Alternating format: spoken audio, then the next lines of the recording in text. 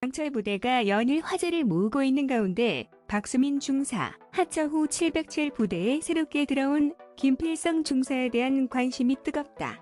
김필성 중사는 지난 2016년 서해해양경비안전본부 해경 최고특공대원으로 이름을 올린 바 있다.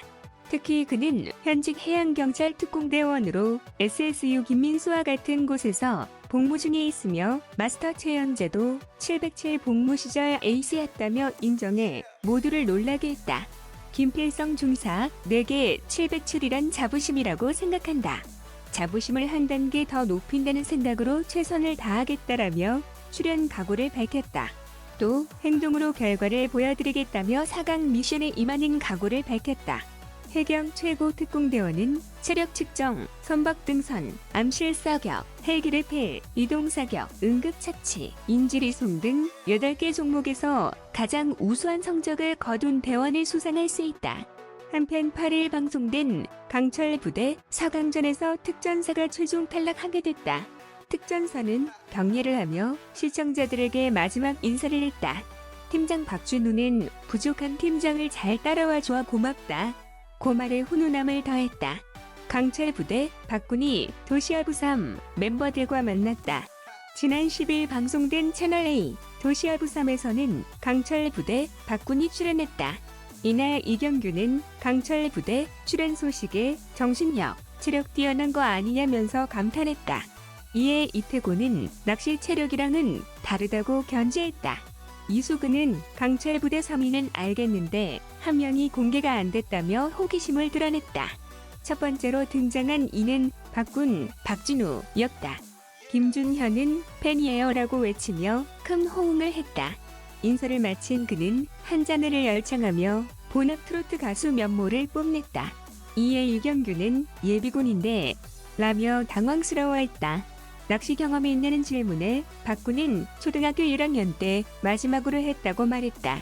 이에 이덕가와 이경규는 좋은 손님이야, 아무것도 몰라라고 만족스러워했다. 이를 본 네티즌들은 박군님 적재적소에 맞추어서 센스 있게 잘 맞추시네요. 박군 나와서 너무 좋다. 희쟁이 박군님 도시여부 출정 등의 반응을 보였다.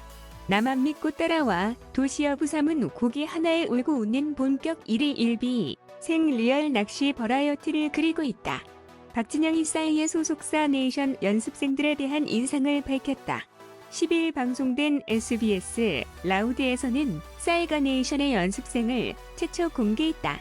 이날 방송에서 네이션 연습생들은 소속사의 엠블럼이 그려진 깃발을 들고 각 잡힌 인사로 등장해 분위기를 압도했다.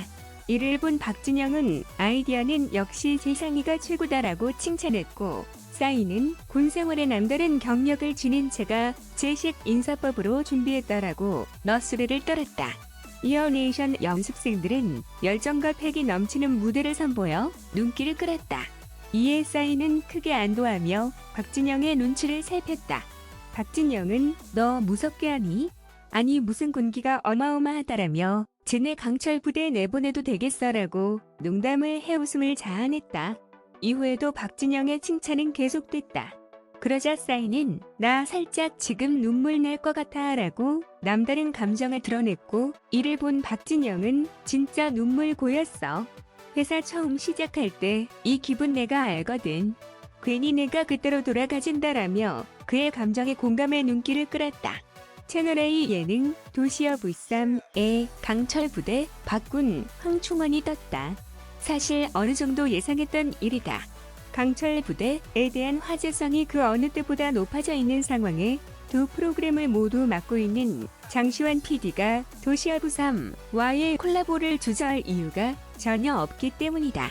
사실 이러한 전조는 도시여부 3가 시작되면서 첫 회부터 등장했던 강철 부대와의 비교 편집을 통해 복선을 보인 바 있다. 강철어부라는 칭호가 40시간 동안 잠도 자지 않고 낚시를 하는 노 입장 이덕과에게 자막으로 부여되었고, 결국 붕칭 대회에서는 강철 부대에서 탈락했던 오종혁이 출연해 이덕화와 짝을 이루어 낚시를 하기도 했다.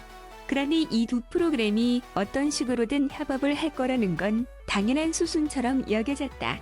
도시어 부쌈과 선택한 강철 부대의 참가자는 박준우, 박군, 황충원 그리고 이미 한번 출연했었던 오종혁이었다.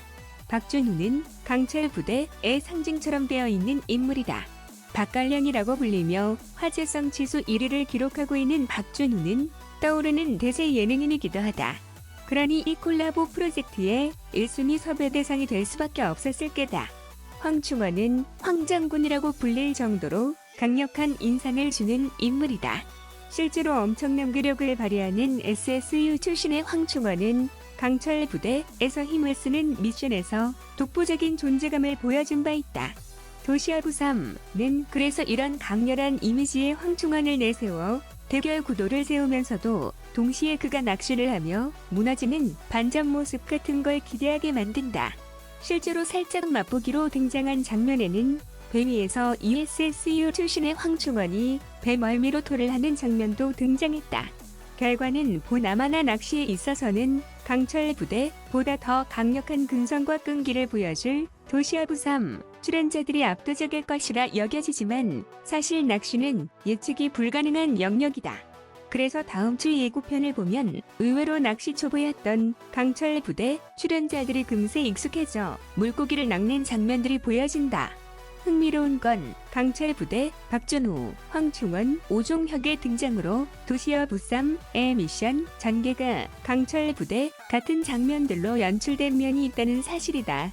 마치 강철 부대 의일 1팀 미션을 보는 듯한 낚시 대결이 드론으로 찍혀진 부감으로 해상전의 광경을 보여줄 것이기 때문이다. 게다가 도시어 부쌈과 강철 부대는 시작 전부터 특유의 허세들이 맞부딪히면서 낚시와 군대가 어째서 비슷한 영역을 갖고 있는가를 드러낸 바 있다.